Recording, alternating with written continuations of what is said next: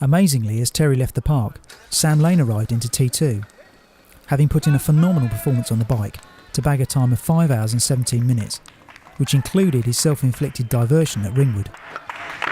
Take your helmet off. Number 23. Well done, mate. Okay, bye.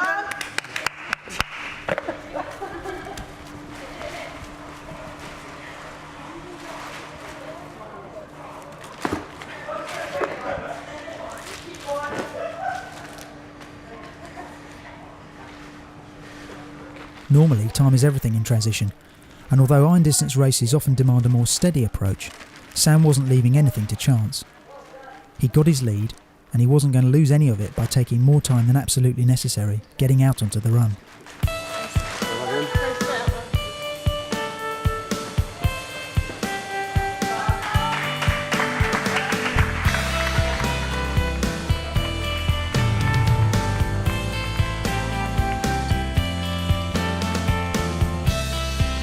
Two-thirds done, and now there was just the marathon left.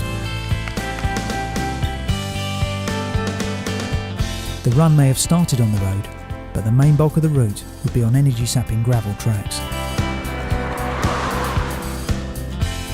Back at T2, and Nathan Blake arrived in second.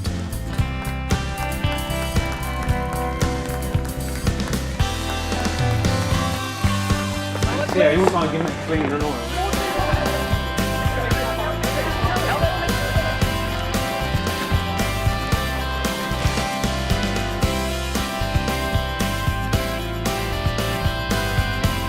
Next, John Fern arrived, one place down from T1, but still in good shape in the relay race.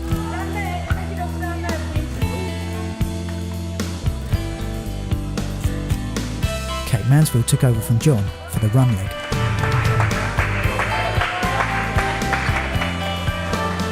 Ian Hobley came in third in the men's race after a fine ride of 5:28.52.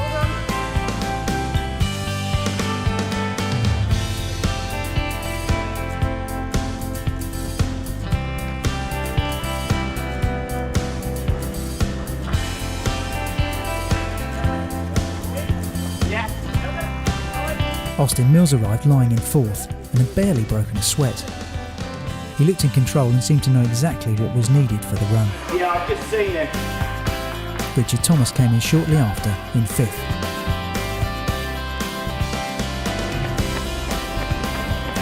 One rider who had his priorities sorted was sixth place Jared Walbridge. Okay, you're allowed to. Feel better, Flash. Much better. Well done. Well, even triathletes need to go sometime.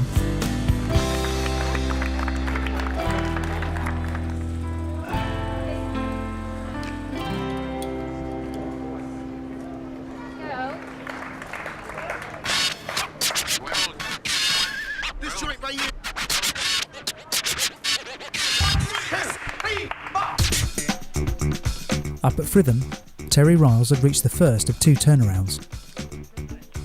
The run course followed a T-shape with a linking stage from the road at Godshill to a near straight run along Hampton Ridge between the villages of Frogham in the west and Fritham in the east. Once on the ridge, runners would go back and forth between the two villages 3 times before heading back along the linking track to the finish. In T2, there was now a steady flow of riders coming in.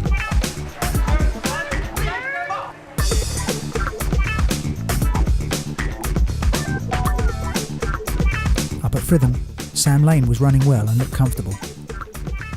4.5 miles down, 21.5 to go, near enough. Debbie Shaw arrived in T2 after 6.25 hours in the saddle, still well ahead in the women's race. Helmet. 16. Abbotswell, near Frogham on the western tip of the run course, and there's something of a carnival mood. Zoom Tri Club and the guys from the Training Bible were manning the turnaround, and were determined to have a party in the process. And yes, they even brought cakes.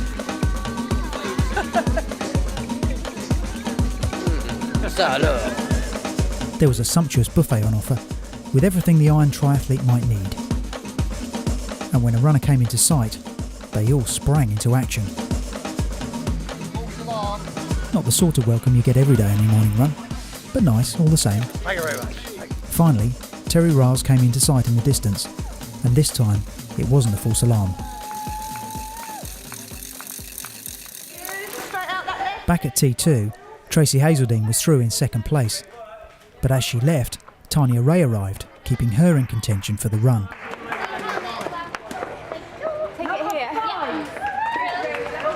Also going well in fourth was Sarah Green, who'd had a good ride of just over 6.5 hours. And just behind Sarah, in fifth, was Megan Harper. At Frogham, runners were given a different coloured band for each lap completed to prove they'd done the distance, starting with red. The red band. The red band, the significant band. The band envy. One man about to shake off the band envy was Sam Lane, still going well out front in the men's race.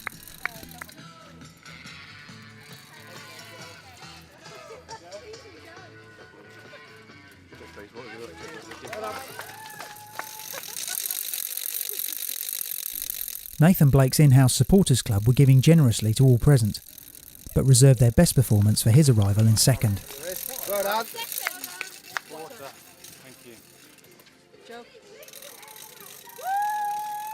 Not long after Nathan came through, Kate Mansfield arrived to collect her first band for the second relay team. But out on the approach to Frogham, the real story was developing. Austin Mills was running well and had already overtaken teammate Ian Hobley to go into third place. He looked comfortable and relaxed, just as he had on the bike, and Ian too looked as though he was pacing himself, rather than chasing down Austin. Meanwhile, back at Sandy Balls, the bike rack was almost full. The marshals had a bit more time on their hands waiting for the last few competitors, but inside, one rider was getting rather a lot of attention. Dale Granger, Sandy Ball's finance director, had made it safely back after his bike crash and was getting checked out. He seemed to be in better shape than last year when the same fate befell him, and everyone was hoping that it'd be okay to continue with the run this time. As the final riders returned, Dale headed out to meet his destiny. The run course had got the better of him last year. Would he make it round this time? Back up at Frogham, and Sam Lane had clocked up 14.5 miles to collect his second band.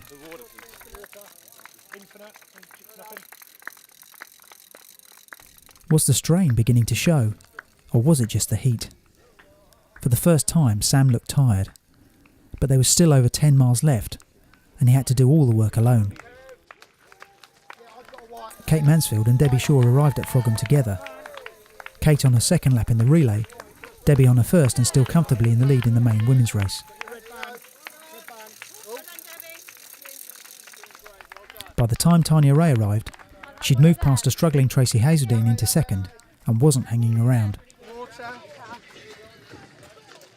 Tracy was cramping up and having to walk, but it would take more than that to keep this lady down. Back up at Fritham on the eastern tip of the run course, there was uncertainty about the condition of Sam Lane. Was he struggling, or just walking while he took on fluids? He wasn't giving anything away. Kate Mansfield was also walking, and she was in the relay, so maybe Sam was just taking a break. But in the background, the danger was beginning to show. Austin Mills, running out of the feed station and looking as fresh and strong as when he left T2, with just 8 miles to go. Nathan Blake had slipped back into third, but maintained his cadence and looked in control. Debbie Shaw, now on her second lap, continued to dominate the women's race. But Tanya Ray was still running well in second, although Tracy Hazeldine's troubles persisted, with continued cramp and the emerging threat from Sarah Green in fourth.